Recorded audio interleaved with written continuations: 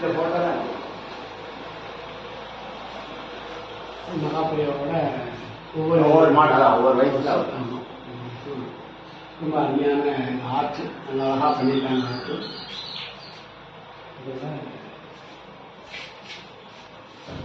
மகாபிரியா பிறந்த இடம் இதுதான். இந்த வீடு பழமையான வீடாக இருந்தது, 4 வீடு போட்ட வீடு. அதை இப்போ புதுப்பிச்சிருக்காங்க. இப்போ டைல்ஸ் எல்லாம் போட்டு கொஞ்சம் நல்லா பண்ணி பக்கத்தில் வேத பாடசாலையும் இருக்குது. இந்த வீட்டை அவங்க சொந்தக்காரர் ஒருத்தர் வாங்கி வேத பாடசாலைக்கு கொடுத்துருக்காரு. மகாபிரியார் பிறந்த இடம் இந்த இடம் தான். மகாபிரியாவோட அப்பாவும் அம்மாவும், மகாலட்சுமி அம்மா அவங்க பேர், அப்பா அம்மா. மகாபிரியாவோட தம்பி சிவன் சாருன்னு சொல்லுவாங்க, தாடி வச்சுட்டு பக்கத்தில் இருக்கவர். மகாபிரியாவுக்கு பெரிய ஞானி அவர்.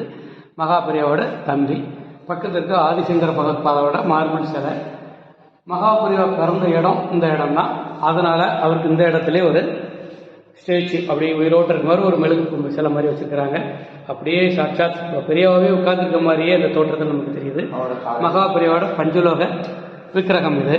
மகாபிரியாவா காலத்தில் அவர் பயன்படுத்திய பாதுகை, அவர் காலில் பிறந்த பாதுகை அவருக்கு பிரியமான ஒருத்தருக்கு கொடுத்து அவரு இந்த வீடை இந்த மாதிரி மகாபிரியாவோட ஒரு வேத பாடசாலை நினைவு இல்லாமல் மாற்றும் போது அவர் தான் பெரியவாட்ட வேங்கின அந்த பாதுகையை இந்த வீட்டுக்கு கொடுத்துருக்காரு. எனக்கு டெய்லி காலையில் இங்கே வந்து பெரியவாக்கு பூஜையெல்லாம் பண்ணிட்டு இருக்கிறாங்க. இந்த வீடை இந்த அம்மா தான் இப்போ நிர்வாகம் பண்ணுறாங்க. இந்த அம்மா ஆமாம், மகாபிரியாவுக்கு பெரியம்மா பையன். இவர் வந்து மகாபிரியாவுக்கு முன்னாடி பீடாதிபதியே இருந்தார். இவருக்கு அம்மை நோய் வந்து அவர் சமாதி ஆகும்போது 1 வாரம் தான் இருந்தார். இவருக்கு அம்மை நோய் வந்ததுனால இவருக்கு ட்ரீட்மெண்ட் எடுக்க தான் பெரியவா வந்தார். வந்ததுல இவருக்கு அம்மை நோயில் சித்தி அடைஞ்ச உடனே பெரியவாக்கு சன்னியாசம் கொடுத்த உடனே பெரியவா உடனே பீடாதிபதி ஆகிட்டார். 13 வயசுல பீடாதிபதி ஆகுது. வேற எங்கேயுமே கேள்விப்படாத ஒரு விஷயம்.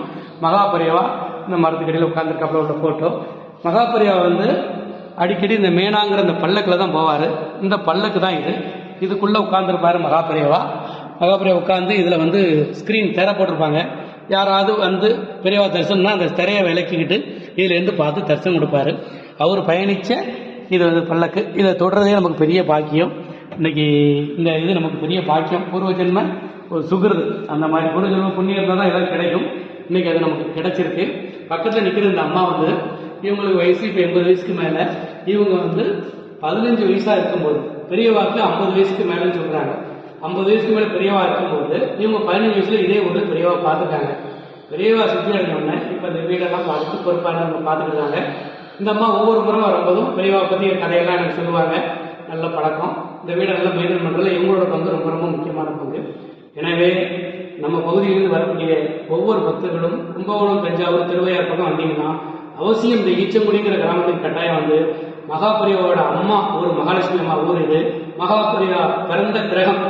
ஆக இதுல வந்து மகாபிரியா பாதஸ்பரிசப்பட்ட இந்த புண்ணிய பூமியில உங்களோட பாதமும் பட்டு நீங்க புனிதர்களாக வேணும்னு கேட்டுக்கிறேன். தென்காசி வெங்கடேஷ்.